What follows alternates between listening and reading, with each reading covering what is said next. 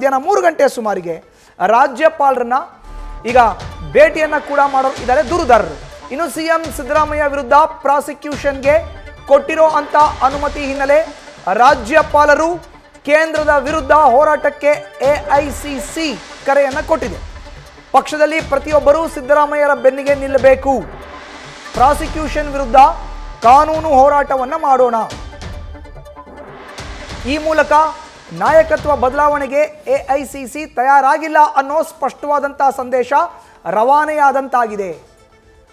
ಅಖಿಲ ಭಾರತೀಯ ಕಾಂಗ್ರೆಸ್ ಪಕ್ಷ ಒಂದು ಮಹತ್ವದ ತೀರ್ಮಾನವನ್ನು ತೆಗೆದುಕೊಂಡಿದೆ. ರಾಜ್ಯಪಾಲರು ಕೊಟ್ಟಿರುವಂಥ ಪ್ರಾಸಿಕ್ಯೂಷನ್ ವಿರುದ್ಧ ಕಾನೂನು ಹೋರಾಟವನ್ನು ಮಾಡೋಣ, ಜೊತೆಗೆ ಕೇಂದ್ರದ ವಿರುದ್ಧ ಕೂಡ ಹೋರಾಟವನ್ನು ಮಾಡೋಣ. ರಾಜ್ಯದ ರಾಜ್ಯಪಾಲ ತಾವರ್ ಚಂದ್ ಗೆಹ್ಲೋಟ್ ಅವರು ಕೇಂದ್ರ ನಾಯಕರ ಕೈಗೊಂಬೆಯಾಗಿದ್ದಾರೆ.